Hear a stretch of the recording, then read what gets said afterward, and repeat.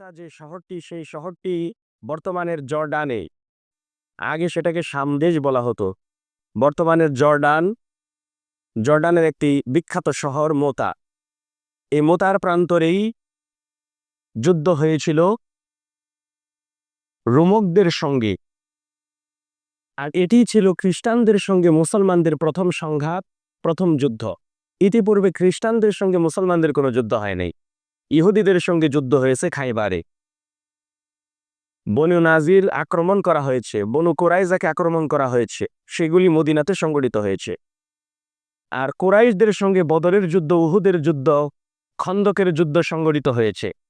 কিন্তু খ্রিস্টানদের সঙ্গে, রোমকদের সঙ্গে নবী সাল্লাল্লাহু আলাইহি ওয়াসাল্লামের এবং তার সাহাবীদের কখনো মোকাবেলা হয়নি। আল্লাহ নবী সাল্লাল্লাহু আলাইহি ওয়াসাল্লাম যায়েদ বিন হারেসা রাদিয়াল্লাহু তাআলা আনহুর নেতৃত্বে 3000 যোদ্ধা সাহাবীকে পাঠালেন মুতার প্রান্তরে রোমকদের সঙ্গে লড়াই করার জন্য। উল্লেখ্য বিষয় যে মুতার যুদ্ধে যখন নবী সাল্লাল্লাহু আলাইহি ওয়াসাল্লাম সাহাবীদেরকে পাঠান, এই যুদ্ধে আরো একটি ব্যতিক্রমী ঘটনা ঘটেছে। সেটি হলো আল্লাহ নবী সাল্লাল্লাহু আলাইহি ওয়াসাল্লাম যখন এই যুদ্ধের সেনাপতি নির্ধারণ করেন, এই যুদ্ধের প্রথম সেনাপতি নির্ধারণ করেন যায়েদ বিন হারেসা রাদিয়াল্লাহু তাআলা আনহুকে, যিনি নবী সাল্লাল্লাহু আলাইহি ওয়াসাল্লামের পালক পুত্র ছিলেন। এবং নবীজি সাল্লাল্লাহু আলাইহি ওয়াসাল্লাম বললেন, যুদ্ধে যদি সেনাপতি যায়েদ যদি নিহত হয়, তাহলে সেনাপতির দায়িত্ব পালন করবে জাফর বিন আবু তালিব রাদিয়াল্লাহু তাআলা আনহু। এবং যদি জাফর বিন আবু তালিব শাহাদাত বরণ করে, তাহলে তার স্থলাভিষিক্ত হবে আব্দুল্লাহ ইবনে রাওয়াহা রাদিয়াল্লাহু তাআলা আনহু। তিনি একজন আনসারী, খাজরাজি আনসারী সাহাবী। আল্লাহ নবী সাল্লাল্লাহু আলাইহি ওয়াসাল্লাম কোন যুদ্ধে বা কোন অভিযানে এইরকম কোন দিক নির্দেশনা দেন নাই, এই যুদ্ধে যেমন দিলেন। তার মানে বোঝা যাচ্ছে সম্ভবত যায়েদ রাদিয়াল্লাহু তাআলা আনহু এই যুদ্ধে শহীদ হতে পারেন, জাফর বিন আবু তালিব রাদিয়াল্লাহু তাআলা আনহু শহীদ হতে পারেন, এবং কেমনটাই হয়েছিল। আব্দুল্লাহ ইবনে রাওয়াহা তিনিও শহীদ হয়েছেন। আল্লাহ নবী সাল্লাল্লাহু আলাইহি ওয়াসাল্লাম 3000 যোদ্ধা সহ পাঠালেন তাদেরকে।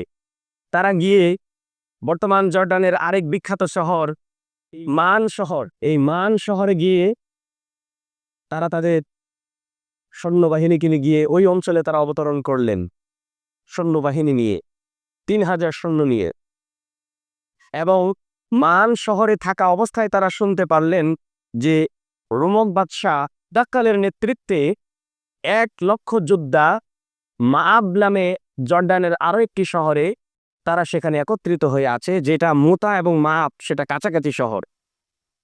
এবং তাদেরকে সহযোগিতা করার জন্য আরো 1,00,000 অতিরিক্ত রিজার্ভ সৈন্য বিভিন্ন খ্রিস্টান গোত্র থেকে তারা আগমন করেছে, তারা সৈন্য সমাগম ঘটাচ্ছে। এইরকম সংবাদ যখন সাহাবীরা শুনলেন, তখন তাদের মধ্যে কেউ কেউ হতচকিত হলেন এবং তাদের মধ্যে কেউ কেউ বললেন যে এত বিশাল সংখ্যক সৈন্যের সঙ্গে মোকাবেলা করা আমাদের জন্য বিপজ্জনক, ঝুঁকিপূর্ণ। তখন তারা পরামর্শ করলেন। পরামর্শ সবাই কেউ কেউ বলতে লাগলেন যে আল্লাহ নবী সাল্লাল্লাহু আলাইহি ওয়াসাল্লামের কাছে আমরা বরং চিঠি লিখি যে তিনি আমাদের জন্য বাড়তি সৈন্য, রিজার্ভ সৈন্য আবার পিছন থেকে পাঠিয়ে দিন, অথবা আমরা তার কাছে সাহায্য চাই, অথবা তিনি যে দিক নির্দেশনা আমাদেরকে দেবেন আমরা সেটা পালন করব। কিন্তু 3 জন সেনাপতির মধ্যে প্রথম জন এখনো পর্যন্ত দায়িত্বে বহাল। এর মধ্যে আব্দুল্লাহ ইবনে রাওয়াহা রাদিয়াল্লাহু তাআলা আনহু সেই বৈঠকে তিনি এক গুরুত্বপূর্ণ এবং উৎসাহপূর্ণ একটি বক্তৃতা তিনি দিলেন। অত্র বক্তৃতায় তিনি বেশ কিছু কথা বলেছেন। তন্মধ্যে উল্লেখযোগ্য হলো তিনি দাঁড়িয়ে বক্তব্য দিলেন, বক্তৃতার মধ্যে বললেন, ইয়া কওমি, হে আমার কওম বা হে আমার সৈন্য ভাইয়েরা, ওয়াল্লাহি, আল্লাহর কসম, ইন্নাল্লাতী তুকরিহু লাল্লাতী খারাজতুম তাতলুবুন, নিশ্চয়ই আল্লাহর কসম করে বলতেছি, তোমরা যেই উদ্দেশ্যে তোমরা এই মোতার প্রান্তরে বা তোমরা এখানে এসে উপস্থিত হয়েছ, যেই অভিযানে উপস্থিত হয়েছ, যেই উদ্দেশ্য নিয়ে, সেই উদ্দেশ্যটাকে যদিও তোমরা অপছন্দ করো, কিন্তু আমাদের সকলেরই কিন্তু উদ্দেশ্য সেটাই। আর সেটা হলো আশ-শাহাদাতু, শাহাদাতের মৃত্যু, আল্লাহর দ্বীন কায়েমের জন্য যুদ্ধ করে আল্লাহর পথে নিহত হওয়া, এটা একটা সম্মানের মৃত্যু, এর চাইতে বড় সম্মানের মৃত্যু আর কিছুই হতে পারে না। তো এই উদ্দেশ্যে আমরা সকলে বের হয়েছি, কিন্তু এখন আমরা এই উদ্দেশ্যটাকে আমরা অপছন্দ করতেছি কেন?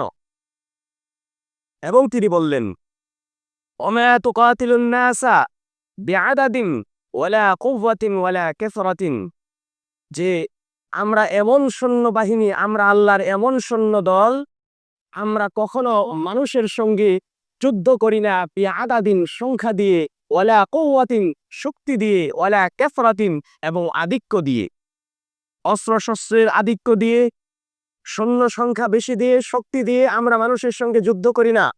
আমরা যুদ্ধ করি আল্লাহর দ্বীনের জন্য, আল্লাহর শক্তি বলে মানুষের সঙ্গে আমরা যুদ্ধ করি আল্লাহর দ্বীন বিজয় করার জন্য। মা তুকাতিলু ইল্লা বিহাদাদ দ্বীনি আকরামানাল্লাহু বি, আমরা শুধুমাত্র আল্লাহর এই দ্বীনকে আল্লাহর জমিনে জিন্দা করার জন্য, আল্লাহর দ্বীনকে ছড়িয়ে দেওয়ার জন্যই আমরা যুদ্ধ করি। কাজেই তোমরা যে জিনিসটিকে অপছন্দ করতেছ, অথচ সেটাই কিন্তু আমাদের সকলেরই উদ্দেশ্য। তিনি আরো বললেন, ফান্তালিকু ফাইন্নামা হিয়া ইহদাল হুসনাইন, তোমরা সকলে আমার সঙ্গে অগ্রগামী হও, তোমরা সকলেই চলো আমরা যুদ্ধের ময়দানে ঝাঁপিয়ে পড়ি। ইহদা ফাইন্নামা ইহদাল হুসনাইন, দুইটা কল্যাণের একটা কল্যাণ অবশ্যই আমাদেরকে স্পর্শ করবে, তা হলো ইম্মা দুহুরুন ওয়া ইম্মা শাহাদাতুন, হয়তো আমরা বিজয় অর্জন করব, আর না হয় আমরা শাহাদাত বরণ করব। সুবহানাল্লাহ। তিনি বক্তৃতা দিলেন, জ্বালাময়ী বক্তৃতা দিলেন।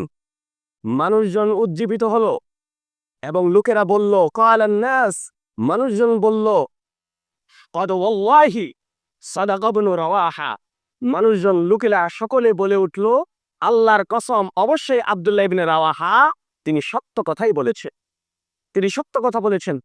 আমাদের উদ্দেশ্য তো শাহাদাত, হয় আমরা শহীদ হব, আর না হয় আল্লাহর এই জমিন, আল্লাহর দ্বীনকে বিজয়ী করবো। আমাদের ভয় কিসের? আমাদের তো কোনো ভয় নাই। সৈন্য সংখ্যা দিয়ে তো আমরা মানুষের সঙ্গে যুদ্ধ করি না, আমরা যুদ্ধ করি ঈমানী শক্তি দিয়ে। আমাদের শক্তি হলো, আমাদের অস্ত্র হলো ঈমান। তাৎক্ষণিকভাবে তারা সিদ্ধান্ত নিল যে তাদের সঙ্গে, তাদের সৈন্য সংখ্যা যতই বেশি হোক, তাদের সঙ্গে তারা যুদ্ধ করবে। এ পর্যায়ে তারা সেখান থেকে ওই দিনই তারা রওনা দিলেন। তারা মুতার প্রান্তরে গিয়ে তারা অবতীর্ণ হলেন এবং সেখানে যুদ্ধ হলো। এবং সেই যুদ্ধে প্রাথমিক পর্যায়ে যুদ্ধের অধিনায়ক সেনাপতি যায়েদ বিন হারেসা রাদিয়াল্লাহু তাআলা আনহু তিনি শাহাদাত বরণ করলেন।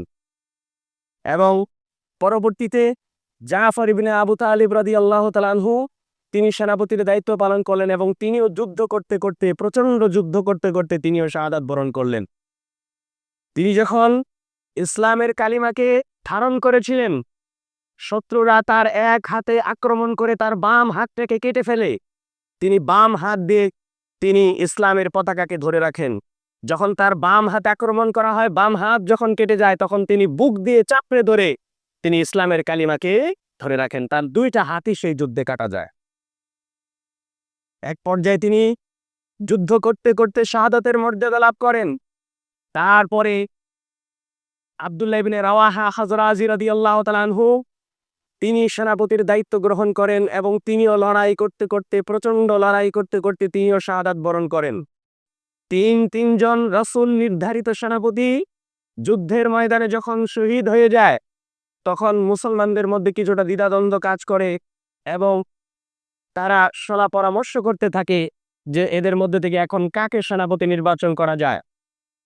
তখন তাদের মধ্যে থেকে সিদ্ধান্ত আসে যে খালিদ বিন ওয়ালিদ রাদিয়াল্লাহু তাআলা আনহু কিছুদিন আগেই মাত্র তিনি ইসলাম গ্রহণ করেছেন, 7ম হিজরিতে তিনি ইসলাম গ্রহণ করেন। খালিদ বিন ওয়ালিদ রাদিয়াল্লাহু তাআলা আনহুকে সকলের সম্মতিক্রমে সেই যুদ্ধে সেনাপতির দায়িত্ব প্রদান করা হয়। এদিক দিয়ে শত শত মাইল দূরে মদিনায় নবী সাল্লাল্লাহু আলাইহি ওয়াসাল্লাম অবস্থান করছেন, যেখানে কোনো সংবাদবাহক যুদ্ধের ময়দানে কি হচ্ছে না হচ্ছে কিছু খবর আসার কথা না, খবর এখান থেকে পাঠালে না জানতে পারবে। কিন্তু আল্লাহ সুবহানাহু ওয়া তাআলা তার নবীর মাধ্যমে আরেকটি মুজিজা প্রকাশ করলেন। নবী সাল্লাল্লাহু আলাইহি ওয়াসাল্লাম মদিনায় বসেই সাহাবীদেরকে দুঃখের সংবাদ শোনালেন যে তিনজন সেনাপতি তারা প্রত্যেকেই শহীদ হয়েছেন। এই খবর আল্লাহর নবী মদিনায় বলে দিলেন, ওহীর মাধ্যমে তাকে জানানো হলো। এবং তিনি সুসংবাদও দিলেন। তিনি বললেন, হাত্তা আফাদার রায়াতু তাআখাযার রায়াতু সাইফুম মিন সুয়ুফিল্লাহ হাত্তা ফাতাহাল্লাহু আলাইহিম। এখন মুতার প্রান্তরে একজন আল্লাহর তরবারি সমূহের মধ্য থেকে একটি তরবারি, সে ইসলামের পতাকা, ইসলামের কালিমাকে ধারণ করেছে, অর্থাৎ সে সেনাপতি নিযুক্ত হয়েছে। এবং ফাতাহাল্লাহু আলাইহিম, আল্লাহ রাব্বুল আলামিন নওতার প্রান্তরে তার কৌশলী সেনা দক্ষতার কারণে সেই মওতার প্রান্তরে আল্লাহ রাব্বুল আলামিন রোমকদের মধ্যে ইসলামের প্রথম বিজয় দান করে দিয়েছেন। সুবহানাল্লাহ। অর্থাৎ খালিদ বিন ওয়ালিদ রাদিয়াল্লাহু তাআলা আনহুর নেতৃত্বে মুতার যুদ্ধে মুসলমানরা বিজয়ী হলো এবং প্রচন্ড বেগে যখন যুদ্ধ করলো, তখন শত্রুপক্ষ তারা পলায়নে বাধ্য হলো, তারা পালাতে বাধ্য হলো। 1,00,000 সৈন্যের বিরুদ্ধে 3,000 লোক, মাত্র 3,000 সৈন্য যুদ্ধ করলে। সুবহানাল্লাহ। এবং আল্লাহ রাব্বুল আলামিন তাদেরকে বিজয়ী দিলেন। কেন আসলো বিজয়? এটা কি অস্ত্র দিয়ে হয়েছে? আল্লাহর নুসরত, আল্লাহর সাহায্য এবং ঈমানি বলে বলিয়ান হয়ে তারা যখন আল্লাহর উপর ভরসা করে যখন তারা যুদ্ধে লিপ্ত হয়েছেন, আল্লাহ সুবহানাহু ওয়া তাআলা তাদের প্রতি নুসরত নাজিল করেছেন, সাহায্য নাজিল করেছেন।